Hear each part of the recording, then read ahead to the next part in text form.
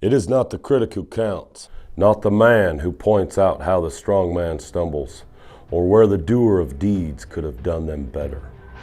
The credit belongs to the man who is actually in the arena,